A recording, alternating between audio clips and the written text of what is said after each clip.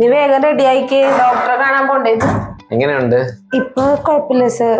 Okay, അപ്പൊ നമുക്ക് ഇന്നൊന്ന് സ്കാൻ ചെയ്ത് നോക്കാം. കുഴപ്പമില്ല, നല്ല നല്ല റിപ്പോർട്ട് കേട്ടോ. സർ എനിക്ക് ഹാർട്ട് ബീറ്റ് ഒന്ന് കാണിച്ചതാണ്.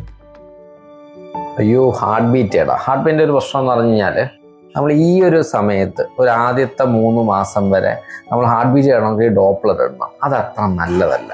കുഞ്ഞിന് ചെറിയ പ്രശ്നങ്ങളൊക്കെ അത് കാരണം ചിലപ്പോൾ ഉണ്ടാകാം. എന്തിനാ റിസ്ക് എടുക്കുന്നത്? അതിനെ കണ്ടാൽ പോരെ, ഇതാണ്ട് നല്ല വൃത്തിയായിട്ട് കാണാൻ പറ്റുന്നുണ്ട്. അതുപോലെ കേക്ക് നമുക്കൊരു 3 മാസം കഴിഞ്ഞ് കേൾക്കാം. ആദ്യത്തെ ഒരു 3 മാസം നമ്മൾ കഴിവതും കുഞ്ഞിന്റെ ഹാർട്ട് ബീറ്റ് കേൾക്കണം എന്ന് വാശി പിടിക്കാതെയാണ് നല്ലത്.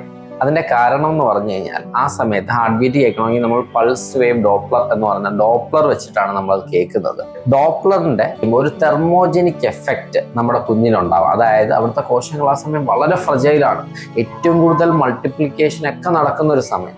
ആ സമയത്ത് ഈ ഒരു എഫക്റ്റ് കാരണം അപൂർവമായിട്ടെങ്കിലും ചിലപ്പോൾ കോംപ്ലിക്കേഷൻസ് ഉണ്ടാവാമെന്ന് മൃഗങ്ങളിൽ സ്റ്റഡീസ് ഉണ്ട്, മനുഷ്യരിൽ ഇതുവരെ ഇല്ല. ബട്ട് സ്റ്റിൽ എന്തിനാ റിസ്ക് എടുക്കുന്നത്? അപ്പം ആദ്യത്തെ 3 മാസം ഹാർട്ട് ബീറ്റ് കേൾക്കണമെന്ന് നമുക്ക് വാശി പിടിക്കണ്ട.